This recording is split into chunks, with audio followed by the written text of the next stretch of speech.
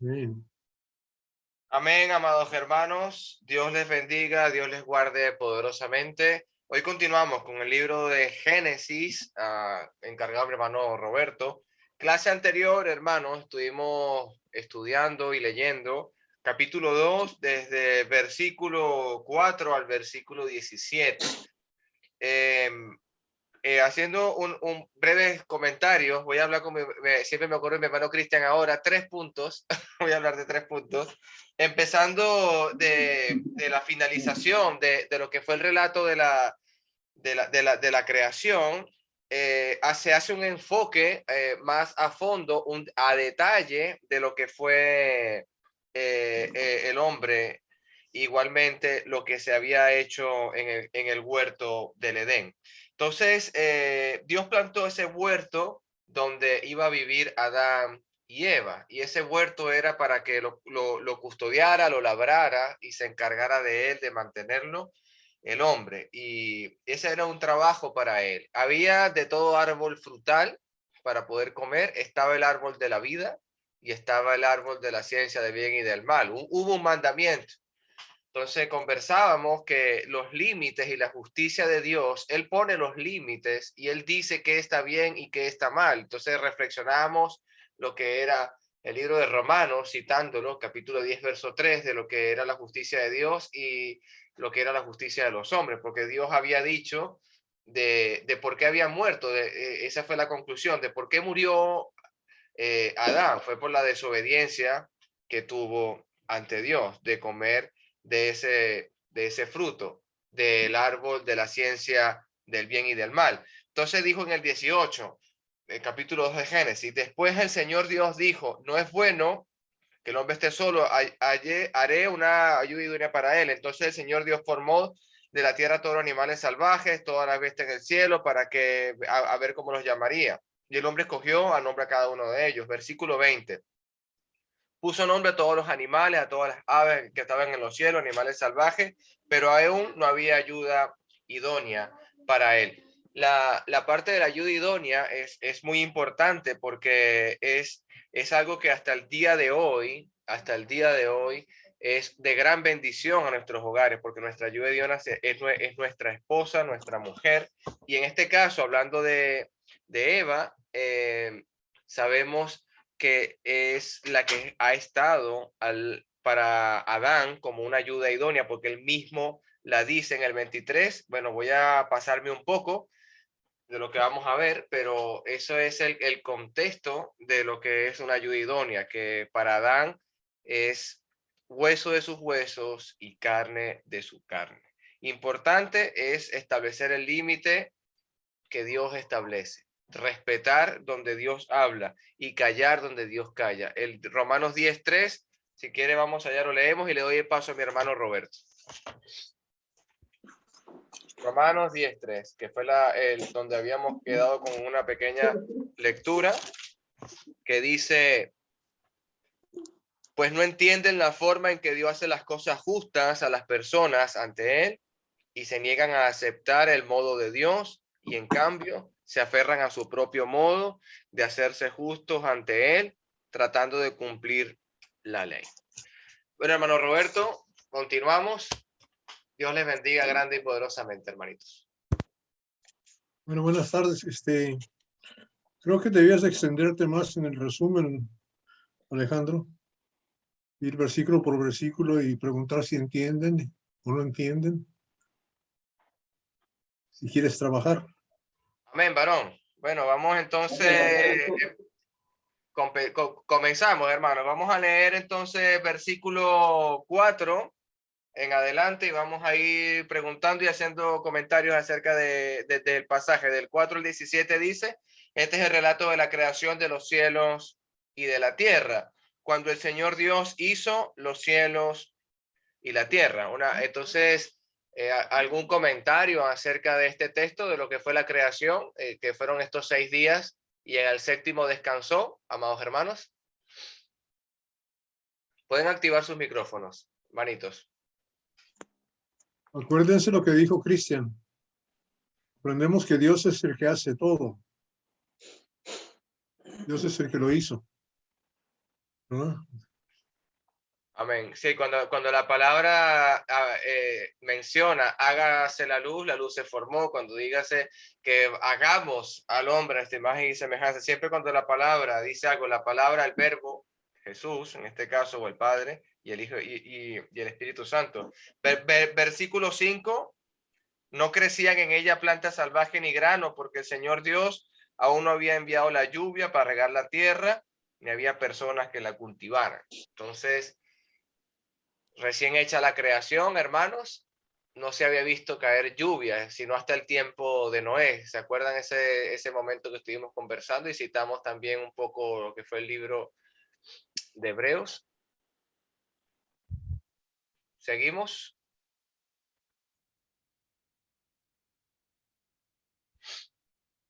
Verso 6 dice, en cambio, del suelo brotaban manantiales que regaban toda la tierra. Y luego el Señor Dios formó al hombre del polvo de la tierra, sopló aliento de vida en la nariz del hombre, y el hombre se convirtió en un ser viviente. Ahí me recuerdo los comentarios de mi hermano Agustín y lo que decía mi hermano Roberto, de que también se hablaba de así como Jesús para dar vista a un ciego, escupió en tierra, hizo lodo y le puso eso en los ojos para que él recobrara la vista.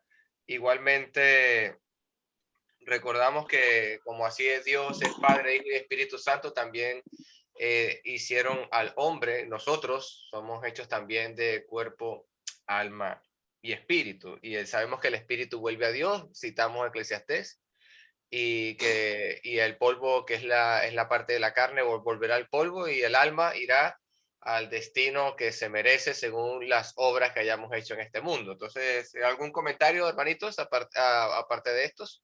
Agustín, Dígame, ¿todo claro? todo bello, hermano. Todo bien, ¿no? Seguimos, entonces, versículo 8 dice, después el Señor Dios plantó un huerto en Edén, en el oriente, y allí puso al hombre que había formado. ¿Qué hablamos del huerto del Edén? ¿Para qué Dios plantó ese huerto? ¿Cuál fue el propósito de Dios de ese huerto? O sea, es una de las cosas que a veces nos preguntamos y hacíamos una pequeña sombra allí, ¿no? Con lo que era la iglesia, que es ese huerto, ese Edén, donde está Dios, allí en ese momento, donde puede estar Dios en conjunto con Adán y con Eva, se hablaba que era parte de la iglesia, ¿no? Para nuestro tiempo. Dice el verso 9, el Señor Dios hizo que crecieran del suelo toda clase de árboles, árboles hermosos que daban frutos deliciosos. En medio del huerto puso el árbol de la vida y el árbol de conocimiento del bien y del mal. Ahí me acuerdo de lo que dice mi hermano Roberto con el tema de Cristian, de que quién es el que hace las cosas, por qué los árboles crecen, por qué subsiste todo, porque Dios hace que esto ocurra. Y ahí vemos la clase de árboles que se encuentra en este huerto para el alimento, y hay dos árboles especiales, el conocimiento de bien y el del mal, y el árbol de la vida. Este árbol de la vida se menciona también en una de las recompensas de las iglesias de Asia en Apocalipsis, cuando Jesús le dice, el que venciere, le daré a comer del árbol de la vida y no sufrirá de la segunda muerte. También comenta el apóstol Juan acerca de este árbol. Y nuestra verdadera comida y verdadera bebida es nuestro Señor Jesús, también llevándolo a lo que es el Nuevo Testamento. También hablábamos, me acuerdo, creo que tocábamos el tema de la samaritana, lo que es el agua de vida. También hablábamos ahí, que no tendrá sed jamás. Continuamos leyendo, amados hermanos, versículo 10. Un río salía de la tierra del Edén que regaba el huerto y después se dividía en 4 ramales. El primero, llamado Pisón, rodeaba toda la tierra de Ávila, donde hay oro. El otro de esa misma tierra es excepcionalmente puro. También se encuentran allí resinas aromáticas y piedras de onice. Versículo 13 estoy leyendo. El segundo, llamado Gijón, rodeaba toda la tierra de Cus. El tercero, llamado Tigris, corría al oriente de la tierra de Asiria. Y el cuarto, se llama el Éufrates. Entonces, Dios creó estos ríos para que regasen la tierra. El tema es que vemos aquí cómo se ve el Edén donde está Dios, y el mismísimo Dios riega toda la tierra a través de este huerto. Es como el centro de la vida que vemos aquí para toda esta creación. Y mencionaba, creo que mi hermano Roberto en clase anterior, que inclusive hasta el día de hoy hay ríos que tienen ese mismo nombre, conservan este nombre. Verso 15 dice: el Señor Dios puso al hombre en el jardín del Edén para que se ocupara de él y lo custodiara. Y el Señor le advirtió: puedes comer libremente del fruto de cualquier árbol del huerto, excepto del árbol del conocimiento del bien y del mal. Si comes de su fruto, sin duda morirás. Hasta este momento sabemos que Adán es inmortal porque no ha cometido pecado, no ha fallado a ese mandato, a ese único mandato que Dios le ha dado hasta el momento, de que no comiera de este árbol del bien y del mal, porque la sentencia de Dios es que va a morir. Pero hasta este verso que estamos leyendo, Adán es inmortal porque tiene acceso al árbol de la vida, está comiendo del árbol de la vida, está comiendo de todos los árboles frutales, excepto el que le dijo Dios que no comiera, el del conocimiento del bien y del mal. Comentarios, hermanos, preguntas, ¿qué tenemos hasta el momento? Es importante, una pregunta que yo tengo y que es importante que se aclare, es el caso del árbol de la ciencia del bien y del mal y el árbol de la vida. El que creó los dos árboles, el que puso los dos árboles en el Edén fue Dios.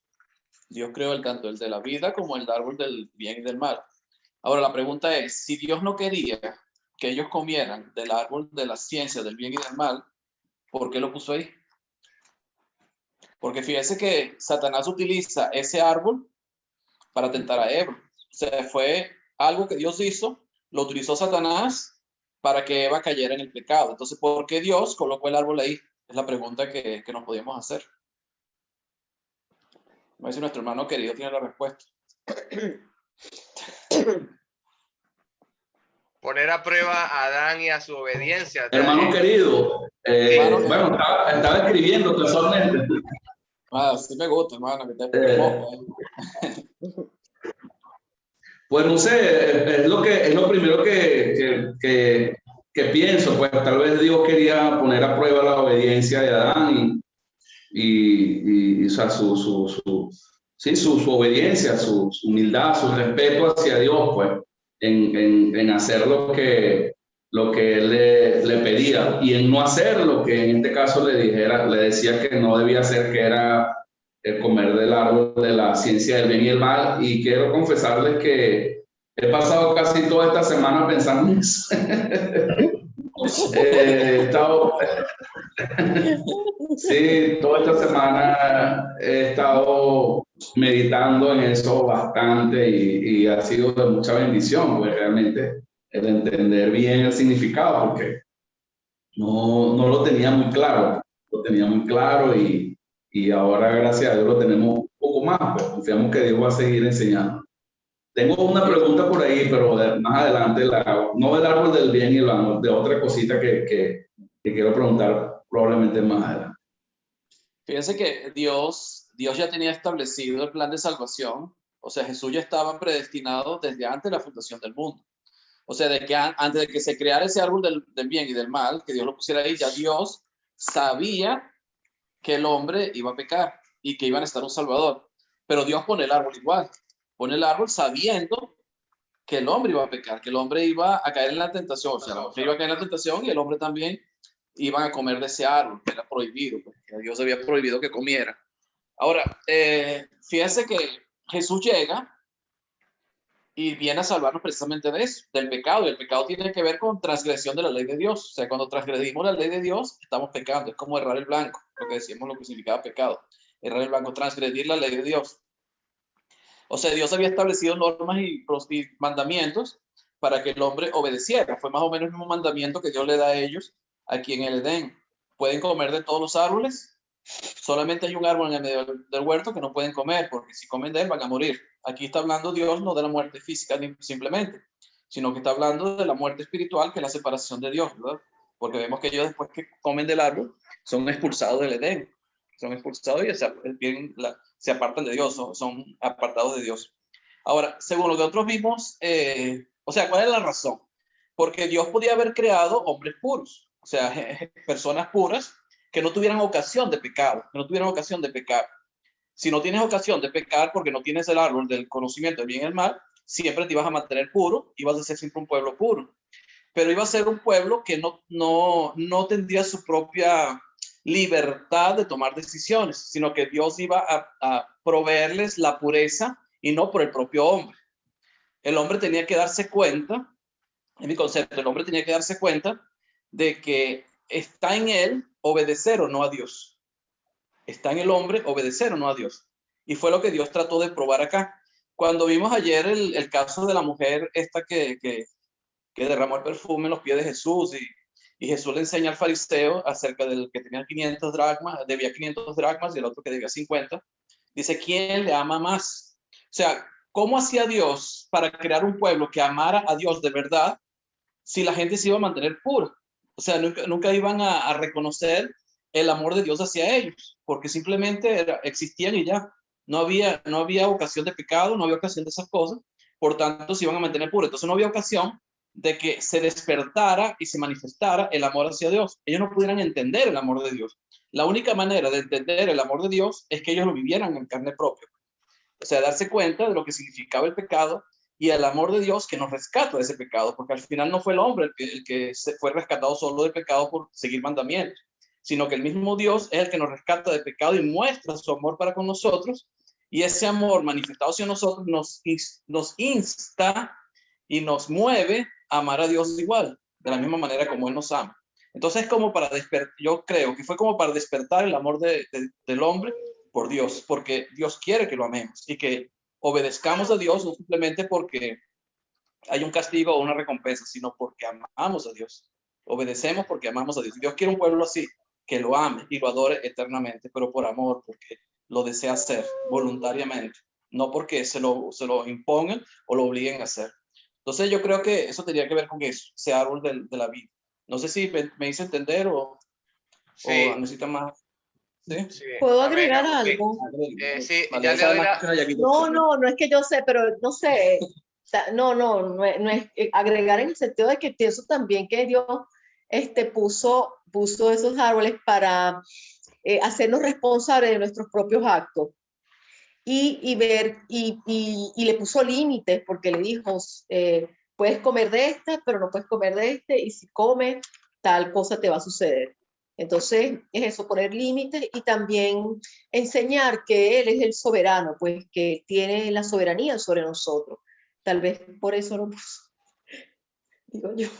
Amén, No hermana sé, María. como agregándole algo a lo que dijo Agustín. El hermanito Sergio, por favor.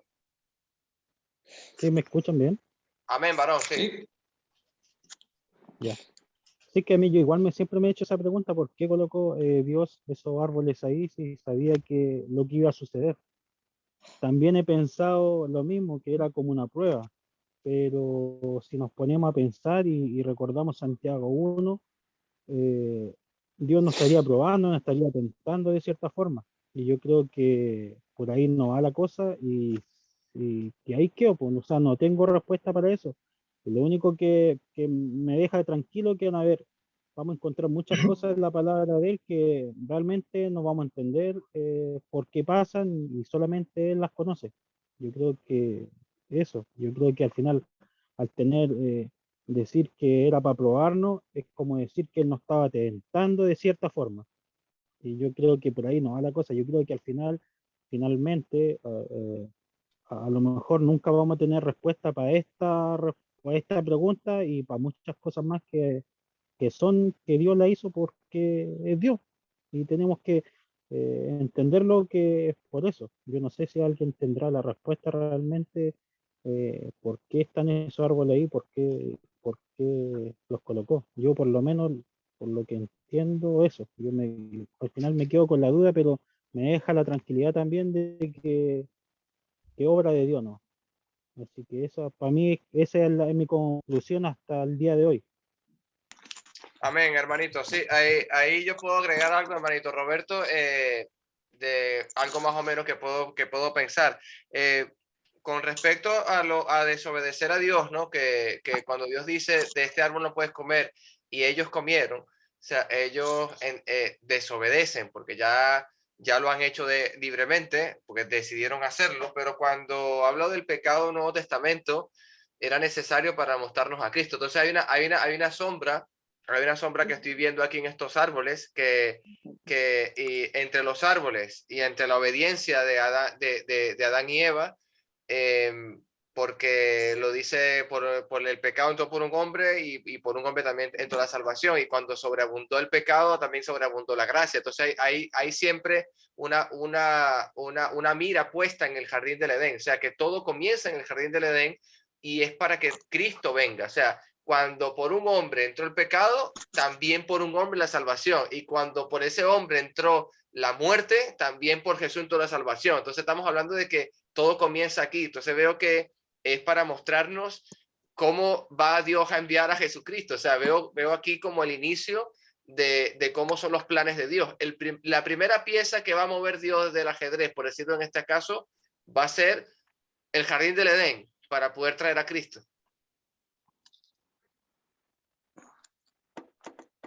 Bueno. Bien, ¿ya me van a dejar hablar o todavía no? Todo suyo, hermanito. Todo suyo, hermanito Roberto. Síganme. No, van bien, van bien. Vamos dando la clase ya. Como dijimos en la primera lección, aquí hay varios misterios, como dice Sergio, quizás no los entendemos, ¿verdad? Pero el Nuevo Testamento, la venida de Cristo, nos revela qué son esos misterios revelados, y nos da la razón exacta y perfecta. No somos nosotros los que tienen que entender. Dios es el que entiende y Él nos lo explica a través de su palabra. Y lo que citaba Agustín está en Efesios capítulo 1, ¿verdad? Y del versículo 3 en adelante está clarísimo la razón y la forma de pensar de Dios. Ahora, la forma de pensar de Dios es imposible que nosotros lo entendamos completamente, porque no entendemos su amor, no entendemos los pensamientos. El Espíritu de Dios es el único que conoce los pensamientos de uno mismo, de Dios. Pero el versículo 3 dice: bendito sea el Dios y Padre de nuestro Señor Jesucristo, que nos ha bendecido con toda bendición espiritual en los lugares celestiales en Cristo, porque Dios nos escogió en Cristo, como nos recordaba Agustín, antes de la fundación del mundo, para que fuéramos santos y sin mancha delante de Él. Ahora fíjate bien, o sea, nos predestinó para que fuéramos santos y sin mancha delante de Él. Ahí sabemos para qué nos ha hecho, cuál es nuestro destino, cuál es nuestra meta a lograr, para qué estamos ahí. Ahora, todo lo que has venido en medio de todo ese mundo y todos sus problemas, Él también los tenía en el cielo. Él también tenía oposición, tenía ángeles, ¿verdad?, que se habían rebelado contra Él. Y entonces, y los mandó para acá, para la tierra, y hay de nosotros, porque estamos aquí con ellos. Ahora, fíjate bien lo que dice después. En amor nos predestinó para adopción como hijos para sí, mediante Jesucristo. Teníamos que ser echados fuera, dejar de ser sus hijos, ¿verdad? Convertirnos en huérfanos, como quien dice, no tener padre, para que Él nos adoptara, porque eso es el destino. El destino de nosotros es ser adoptados. No podemos ser adoptados como hijos de Dios y ya estamos ahí. Ya estamos ahí.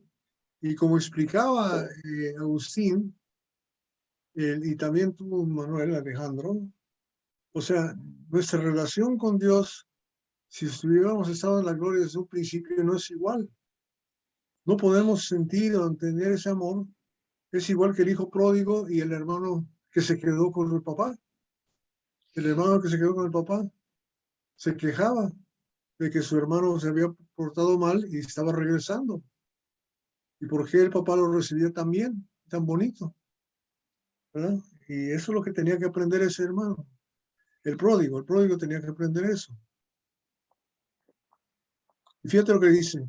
En amor nos predestinó para adopción como hijos para sí, mediante Jesucristo. Tenía que venir el Cristo, conforme a la buena intención de su voluntad, para alabanza de la gloria de su gracia que gratuitamente ha impartido sobre nosotros en el amado.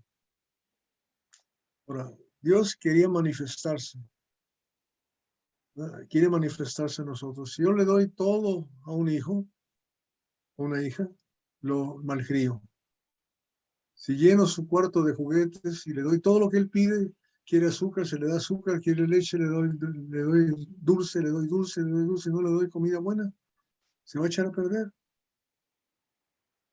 Lo voy a malcriar. Si dejo que haga lo que se le da la gana, lo voy a malcriar. Tengo que educarlo, tengo que azotarlo a veces. Por eso dice Hebreos, el que Dios azota a los que ama, los disciplina a los que aman. ¿Sí? Para la alabanza de la gloria de su gracia, ¿verdad? Que gratuitamente ha impartido sobre nosotros en el amado, que es Hijo. En Él. Acuérdense, solamente en Él tenemos redención. Solamente en Él. O sea, esa manera de pensar tenía que manifestarse mediante su sangre. Era el plan de Dios desde antes de la fundación del mundo. Morir en esa dura cruz. Derramar su sangre por nosotros. Demostrarnos un amor que es incomprensible. Escasamente morirá uno por un amigo, mas Dios murió por nosotros cuando éramos aún sus enemigos. ¿No? Murió por nosotros cuando éramos sus enemigos. Según las riquezas de su gracia que ha hecho abundar para con nosotros en toda sabiduría y discernimiento. O sea, Él sabe perfectamente lo que está haciendo. La definición de la sabiduría es Dios. Dios no está. ¿Se acuerdan cuando iba a ir a la muerte que le decía a Pedro? No vayas. Eso jamás te contesta. ¿Y qué le contestó Jesús? Apártate de mí, Satanás. Aparte de mí, Satanás. Y uno cree que está haciendo lo bueno y le dice aparte, ¿por qué? Porque yo necesito mostrar mi amor hacia ti. Dios necesitaba hacer eso, ¿verdad? Y claro, en Él tenemos redención mediante su sangre, el perdón de nuestros pecados según las riquezas de su gracia. Si yo no hubiera pecado, ¿cuál perdón necesito? ¿No? Lo que ya les dije hace años, estudié por 2 años con una señora que tenía unos 50 y tantos años y no se convertía, no se bautizaba. Y finalmente le pregunté, ¿usted por qué no se bautiza así, directo? Y me contestó, es que yo nunca he pecado.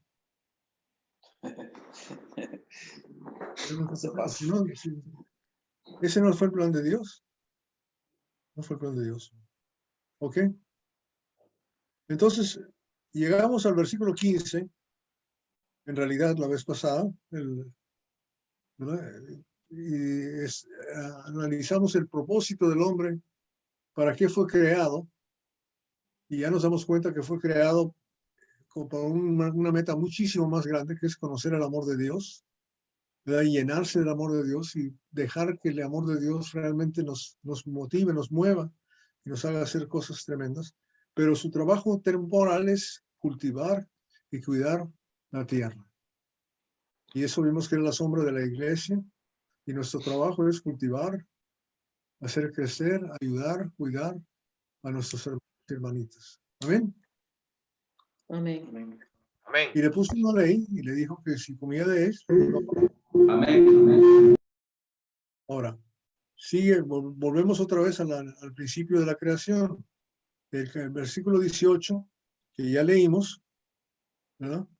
Leímos hasta el 20.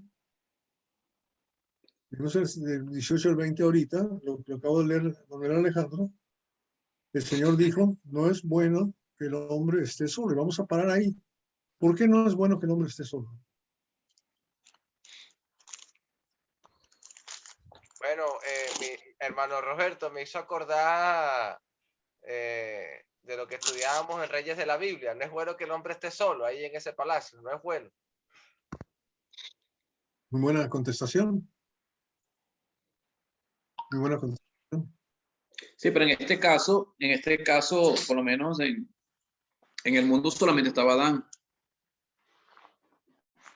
O sea, no había otra mujer, pues no había mujeres. Bueno, si yo fuera Adán, ¿ustedes creen que yo buscaría ser una mujer para mí o un perro? Bueno, y son los animales El primero. del hombre es el perro. Pero fíjese Yo no soy Dios, ¿verdad? pero fíjese que cuando Dios le dice a Adán, no es bueno que el hombre esté solo, le haré ayuda idónea para él. ¿Y qué fue lo que hizo Dios? Formó de la tierra, pues de la tierra toda bestia, o sea, hizo todos los animales. Pero dice, pero para Adán no se halló ayuda idónea. Entonces no es lo mismo una compañía o una compañera, como les decimos a la esposa muchas veces, que una ayuda idónea. Son diferentes. Entonces hay que ver cuál es la diferencia entre una ayuda idónea y una compañía. En este caso los animales acompañaban a Adán, no estaba solo, pero no tenía la ayuda idónea. Entonces hay que ver qué significa ayuda idónea. Era lo que debemos tratar de discernir. Bueno, los perros no saben lavar ropa, no saben tender camas, no saben Mi amado cocinar. hermano, la palabra de Dios dice en Eclesiastés que es mejor dos que uno, porque cuando uno se cae, el otro lo puede levantar. ¿Okay? No es bueno que el hombre... Una contestación allí y una pregunta. ¿Qué comentamos de eso? ¿Qué significa idóneo? Bueno, esta traducción dice, la de las Américas dice adecuada. Adecuada. Adecuada. Idoneidad, ser adecuado. ¿Qué significa idóneo o adecuado? Busquen los El diccionarios. mío es eso, ser ayuda adecuada para él. Adecuada, la ayuda Okay. adecuada. Regresemos al versículo 26. Del capítulo Ayuda idónea para el trabajo, no, en este caso, no, que lo ayudara en la misión, en el trabajo que Dios le había encomendado a Adán. Bueno, regresemos al versículo 26 del capítulo 1. ¿Qué dice? Hagamos dijo al hombre a su imagen semejante. Léalo, por favor. Léalo, hermana Marlene. Dice, entonces dijo Dios, hagamos al hombre a nuestra imagen, conforme a nuestra semejanza, y señoreen en los peces del mar, en las aves de los cielos, en las bestias, en toda la tierra y en todo animal que se arrastra sobre la tierra. Y el 27. Y creó Dios al hombre a su imagen, a imagen de Dios lo creó, varón y hembra los creó. Paremos ahí. Paremos ahí. ¿Cuál es la imagen de Dios? ¿Nomás el varón? Los dos. Los dos, hermanito, el hombre y la mujer. Dice el 27, así que Dios creó a los seres humanos en todo, a su propia imagen. A imagen de Dios los creó, hombre y mujer los creó. Entonces la imagen de Dios es varón y hembra. Entendamos eso, la imagen de Dios es varón y hembra. Por favor, entendamos eso, porque ese es el plan que Dios tiene. O sea, que no Ok. es solo el hombre, hermano Roberto, que es la imagen de Dios. O sea, tenemos que juntar las dos creaciones de Dios para decir, esta es la imagen de Dios. El hombre Esa y es la la mujer. imagen de Dios. Ahí lo dice, la palabra Hombre, lo dice. hombre se refiere al varón y a la mujer. Ven, Sí, el hombre. vamos Sí, se refiere al entendiendo, varón vamos y al- entendiendo. El género humano, hermanito Hugo. Muy bien, exactamente. Sí, Entonces Hermano, no juguemos. Sí, hay muchas, no es que está obligado a casarse, ¿verdad? Que es obligado a tener esposa, etcétera, pero entendamos que la imagen es esa. O sea, los ejemplos son esos. Es interesante que en la iglesia, cuando se organizan y se ponen los ancianos pueden ser solteros. No. No. ¿no? Tienen que ser maridos ¿de qué? De una De una sola- sola mujer. De una mujer. Y oigan bien lo que eso quiere decir. Cuando estamos hablando marido de, quiere decir que pertenece a, ¿verdad? ¿A quién pertenezco yo? A mi esposa. A una mujer, claro, a su esposa. Yo pertenezco a ella, ¿verdad? O sea, fíjate bien, nos está diciendo que mi ayuda idónea es dueña y al otro lado es al revés, ¿verdad? O sea, cada quien debe tener su mujer y cada mujer debe tener su marido.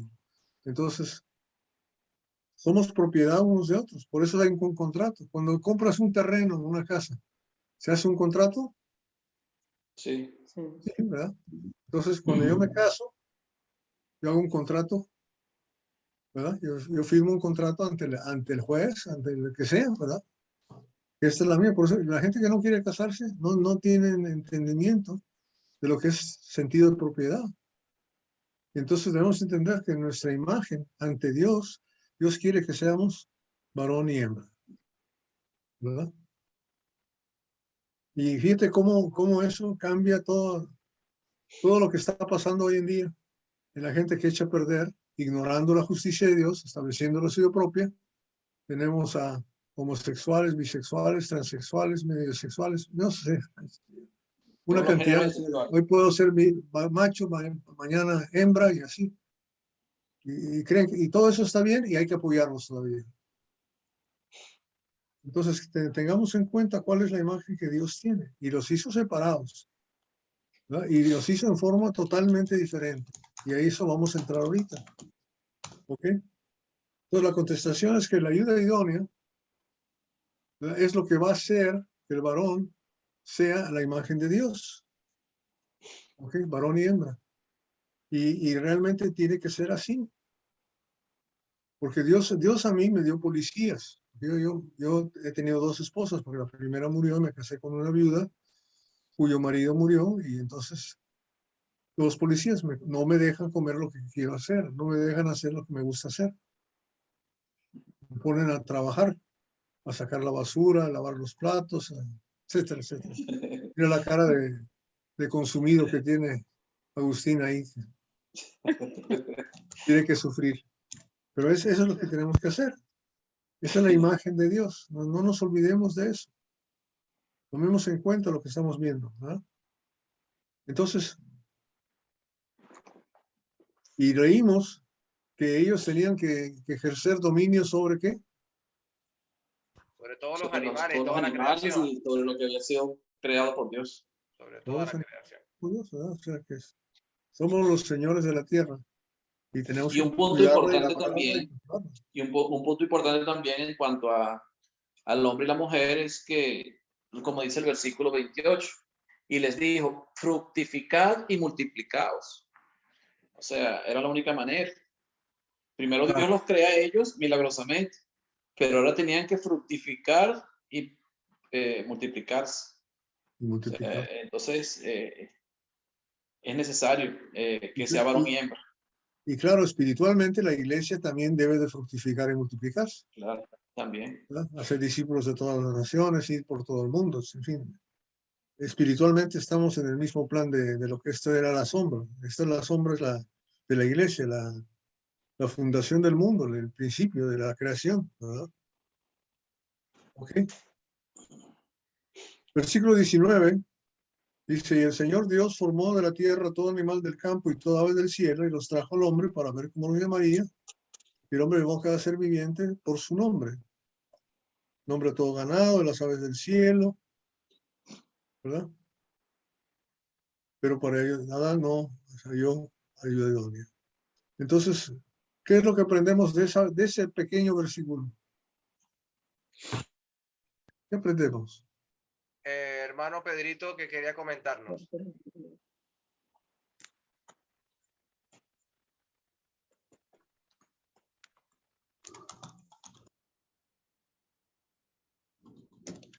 No te escuchamos. ¿Me escuchan? Sí. Sí. Sí, claro y fuerte. Bueno, tengo problemas con el internet. Voy a tratar de hacer la pregunta lo más puntual posible. En cuanto a lo que le preguntaban a nuestro Señor Jesucristo en Mateo capítulo 19, sobre el divorcio, si era lícito divorciarse y todo eso, él respondió haciendo referencia a esto que estamos estudiando ahorita, al principio, ¿verdad? No habéis leído que él lo hizo al principio, varón y hembra los hizo. Por esto el hombre no dejará padre y madre, se unirá a su mujer y los dos serán una sola carne.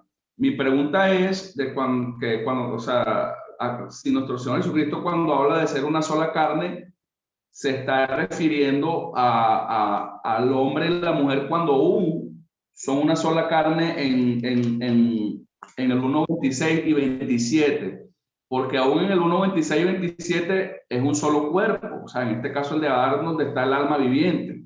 Si se refiere ahí o se refiere después en el 2.20, 20 algo, el 21 y el 22, cuando ya dio forma a la mujer de Adán. Yo estoy entendiendo, y bueno, me corrigen si estoy equivocado, que nuestro Señor Jesucristo está haciendo referencia a una sola carne, es cuando aún el hombre y la mujer están en un solo cuerpo, antes de separar a la mujer del cuerpo del hombre.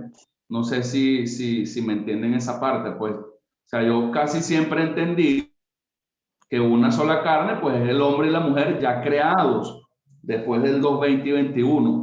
Pero estoy viendo, y es la pregunta que tengo, que una sola carne, cuando se refiere a nuestro Señor Jesucristo, está hablando en el capítulo 1, versículos 27 y 28, cuando tanto el hombre como la mujer estaban en un solo cuerpo, cuando Dios los creó. No sé si me pudieron escuchar y si me pudieron entender la pregunta como la formulé.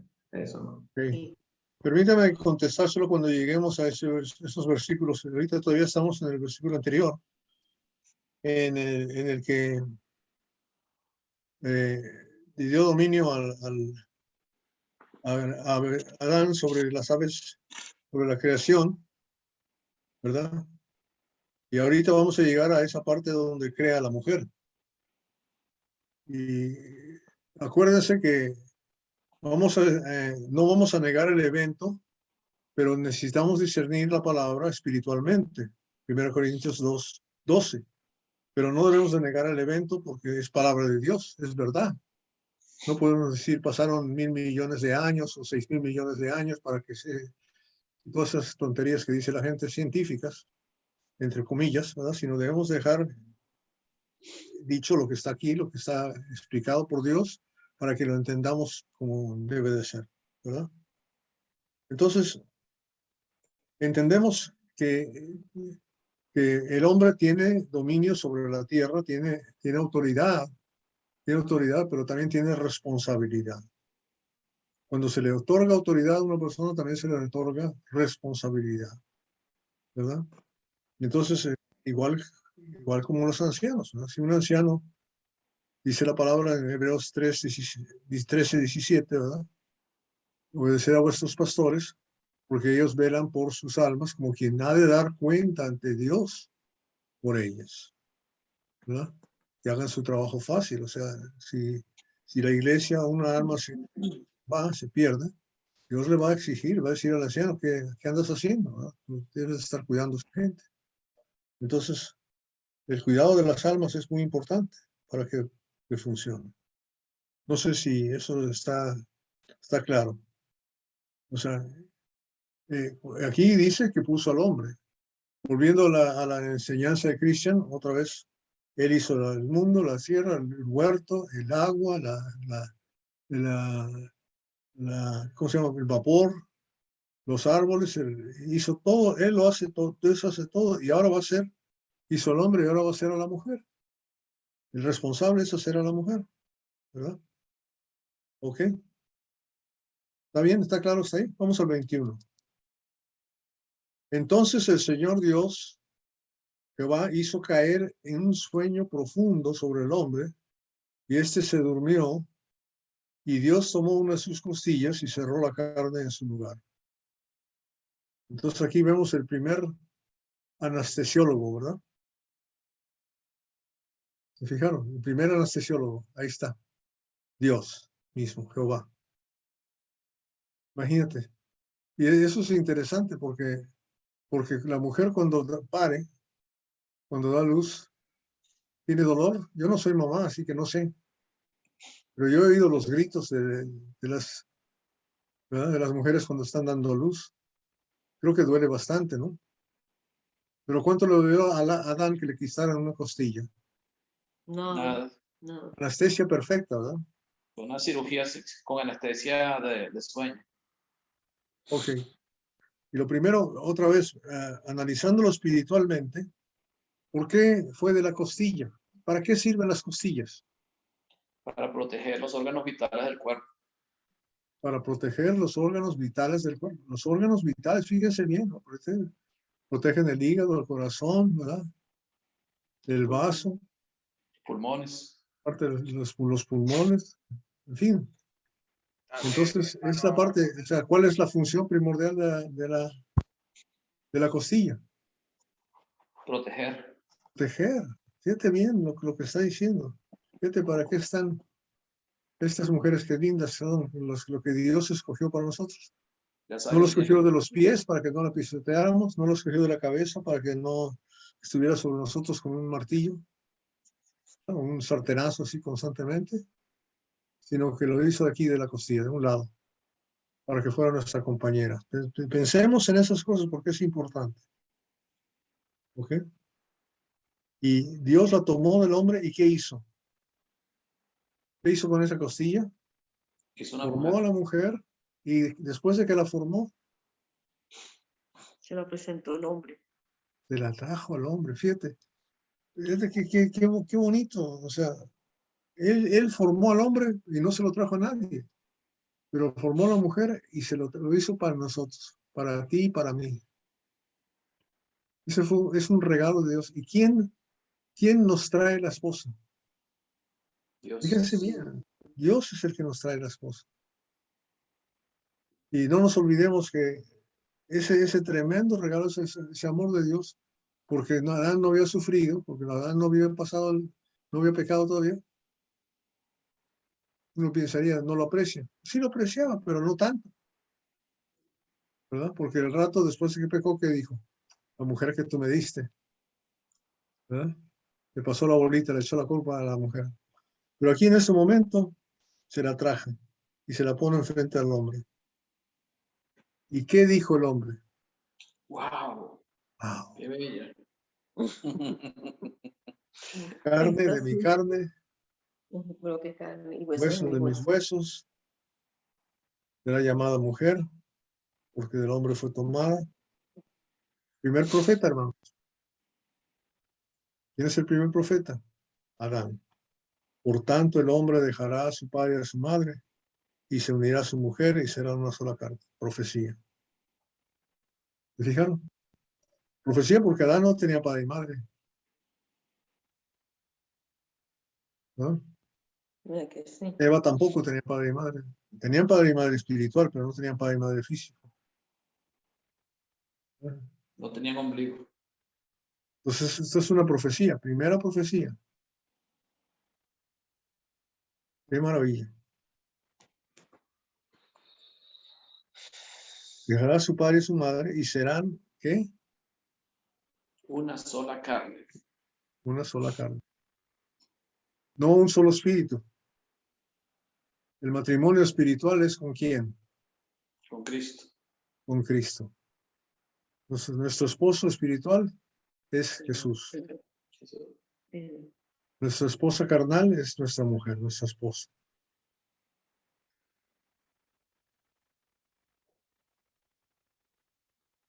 Ahora sí, comentarios. Se perdió Pedrito, que es el que hizo la pregunta, no está ahí. Tenía que irse a una reunión, algo así puso de oración. O sea que no terminé de leer. Fíjese que el apóstol Pablo, cuando le escribe a los Corintios, en la primera carta, en el capítulo 6, él hablaba de los que se llegaban o se juntaban con una ramera, con una prostituta. En el versículo 16 del capítulo 6 de 1 Corintios. Dice, ¿o no sabéis que el que se une con una ramera es un cuerpo con ella? Porque dice, los dos serán una sola carne. O sea, aquí el apóstol Pablo también está hablando de que el que se une con una ramera dice que es un cuerpo con ella. porque escrito está, o se dice, o porque dice, los dos serán una sola carne. Y ese los dos serán una sola carne, me imagino que lo está sacando de Génesis, de cuando Adán y Eva fueron creados, y Adán menciona eso. Por tanto, dejará al hombre a su padre y su madre, y los dos serán y se unirá a su mujer, y los dos serán una sola carne. O sea que el apóstol Pablo en Corintios 6, él está hablando de las relaciones sexuales entre un hombre y una mujer. Y que cuando hay relaciones sexuales entre un hombre y una mujer, dice que son un solo cuerpo y son una sola carne, por lo que él está mencionando acá. Es lo que yo entiendo. Bien, El perfecto. 17 dice, pero el que se une al Señor, un espíritu es con él, lo que usted decía. O sea, con el Señor es una unión espiritual, con nuestra esposa es una unión de carne. Por eso serán una sola carne. Es una unión íntima, es la unión más íntima que puede existir entre un hombre y una mujer. Por eso cuando menciona el capítulo 4 de Génesis, dice, conoció Adán a su mujer, Eva, la cual concibió. Conocer, tener relaciones. Es la relación más íntima que puede existir entre dos personas. En este caso, esposo y esposa, que son las relaciones sexuales. Por eso son un solo cuerpo. Es lo que yo entiendo en ese texto. O una sola carne. Bien.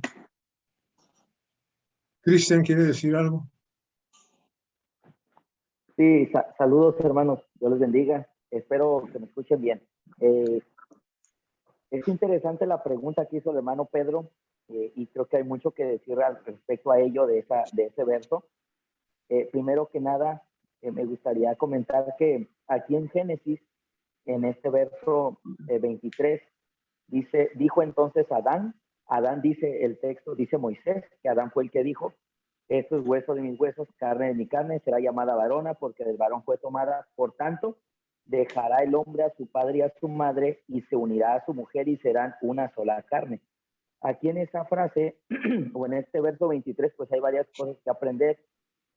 El 24 dice, por tanto, dejará el hombre a su padre y madre. Habla de una independencia. Obviamente se está hablando ahí de un matrimonio, ¿no? Y yo concuerdo totalmente con lo que decía el hermano Pedro, y acabo de dar recientemente unas lecciones en cuanto al matrimonio en la congregación, y siempre hay ciertos conflictos y problemas con ciertos temas del matrimonio, pero la respuesta es la que Jesús dijo al principio. Entonces, hay que ir al principio siempre que hablamos del matrimonio, y parte del matrimonio es la independencia emocional, física, económica de los padres. Es parte de la instrucción porque eso genera madurez. Entonces, por tanto, dejará el hombre a su padre y a su madre, y una segunda cosa que se tiene que hacer, se unirá a su mujer. La palabra ahí unirse nos está indicando una unión fuerte que no se separa. Algunas explicaciones de esta palabra es unirse como con pegamento. Es algo que no se puede separar. Es algo que cuando se separa se lastima, porque una parte es siempre lastimada. Cuando pegas algo con un pegamento, con un adhesivo, una parte siempre queda lastimada. Entonces, la idea de Dios es que sean unidos y no se separen. Después, otra tercera parte dice, y serán una sola carne. Ahora, respecto a esa palabra, una sola carne, la palabra uno, ahí en este versículo es una palabra hebrea que es interesante, que es ejad. Y la palabra ejad es utilizada también para hablar de la deidad. Cuando en Deuteronomio 6:4 dice que Dios es uno, usa la misma palabra, unidad, ejad. Y en Esdras 3:1 dice que el pueblo trabajó como uno, y es la misma palabra ejad. ¿Qué significa la palabra ejad? Ejad significa unidad compuesta o unidad en pluralidad. ¿Cuántos son en el matrimonio? Dos, un hombre y una mujer, pero ante Dios no son dos, son ejad, son una sola carne. Entonces, es más que nada, creo que esa es parte de la lección ahí. No tanto una unidad física, sino lo que Dios ve en unidad en el matrimonio. Nosotros vemos a dos, pero Dios ve uno. Ejad, así como Dios es Padre, Hijo, Espíritu Santo, pero son uno. Dios es uno. Y así como en Esdras 3:1 el pueblo trabajó como uno. Eran muchos, pero trabajaban como uno. Entonces, el matrimonio es unidad física, emocional, espiritual y legal. Dios ve unidad. Y por último, en Mateo 19, cuando Jesús está hablando a los fariseos, es interesante porque Jesús dice que el que al principio los hizo, varón y hembra los hizo, y dijo, Jesús está diciendo que el que dio la instrucción no fue Adán, sino fue Dios. Y dice que Dios dijo, el hombre dejará a su padre y madre, se unirá a su mujer y será una sola carne. Y lo que Dios juntó, no lo separa el hombre. Por eso es interesante ver también ese pasaje que decía nuestro hermano, porque Jesús dice que Dios fue el que dijo que serán uno y Dios fue el que dijo que nada los debe separar. Entonces, pues es mi comentario. Espero no haber complicado las cosas, pero pues hay mucho que decir de eso, ¿no? Pero este es el comentario, man. Buenísimo, hermano. Gracias. ¿Quién más?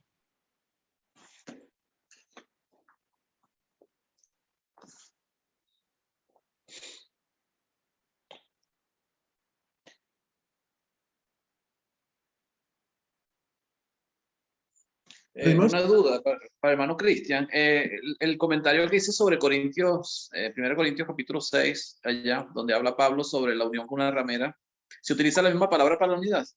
La misma palabra en el griego. Me gustaría saber eso. A ver si utiliza la misma palabra. No, de hecho, no va a ser la misma porque pues estamos hablando del griego y en este caso esta palabra es hebrea, sería la palabra ejat, pero allá en Corintios pues está utilizando el griego, no el hebreo, pero la intención es la misma, la unidad, y como decía, pues un matrimonio es unidad física, emocional, espiritual y legal. Entonces cuando se habla de unidad tendríamos que ver el contexto en el que se está diciendo, como usted lo mencionaba, ¿no? Está hablando tal vez de una unidad física, pero el matrimonio va más allá que una unidad física. Muchas personas se vuelven uno físicamente, pero nunca son uno legalmente, ni emocionalmente, ni espiritualmente. El matrimonio se compone de unidad física, emocional, espiritual y también legal. Y todo eso forma el matrimonio que Dios desea, ¿no? Pero en este caso, en el pasaje que estamos estudiando, pues sí es una palabra específica, que es ejat. Dios ve uno en el matrimonio. Nosotros vemos dos, pero Dios ve uno. Lo mismo que es Dios, unidad compuesta, Padre, Hijo, Espíritu Santo, o unidad en pluralidad. Entonces, pues sí, es otra, tal cual es otra palabra, porque es griego, ¿no? Hermano Cristian, yo quisiera preguntarle algo. De acuerdo a ese comentario, bueno, no me gustaría caer en mucho también en esto, pero me es curioso, y más porque tengo una hermana que todos los días está encima de mí pidiéndome, Ali, yo quiero saber, por favor, si yo estoy mal con Dios, porque eso es cada rato, por un problema de que ella se casó y se separó porque el esposo le pegaba y se fue con otra mujer. Ella llega a Panamá y empezó a hacer concubinato con un chico soltero. Ella aquí se casó con el chico, ella se divorció y se casó con el chico panameño, pero aquí no le quieren dar comunión por esa razón. Entonces ella dice, bueno, a mí no me importa que no me den comunión porque a la final yo lo que Dios sabe que yo lo amo y yo lo que quiero hacer las cosas bien, y por eso me casé pues con este hombre con el que yo ya venía tiempo en concubinato. Pero yo quisiera, lo que a mí me preocupa es mi salvación. Si yo, porque aquí le dijeron que ella no podía casarse hasta que fuera viuda. Por eso de que ellos alegan que el principio y todo esto, y entonces yo no sé qué decirle. ¿Será que hay la posibilidad de que yo le pueda dar su número para que usted la oriente un poco sobre por lo que ella tanto vive angustiada? Sí, hermana, aquí estamos para servirle. No quiero interrumpir la clase del hermano, entonces si gusta después le escribo, y igual voy a compartir un pequeño material del que estaba comentando en el grupo, y no quiero interrumpir la clase. pero siempre es bueno. Y esa frase que decía el hermano Pedro es bien interesante porque, o sea, Jesús da la respuesta a todo problema en el matrimonio. Dice, al principio no fue así. Entonces, siempre que queramos hablar del matrimonio, tenemos que ir al principio, como lo estamos haciendo el día de hoy, porque Dios fue el que lo creó y Dios sabe qué es lo mejor para nosotros. Entonces, siempre ir al principio, lejos de lo que alguien diga, de lo que alguien piense, de lo que alguien comente, siempre lo más seguro es lo que Dios enseña y lo que Dios creó. Entonces, es muy bueno que estemos estudiando precisamente Génesis y llegamos a estos puntos, porque siempre es mejor agradar a Dios que a los hombres. Entonces, pues después le escribo, hermana, y ahí nos ponemos en contacto. Amén, amén.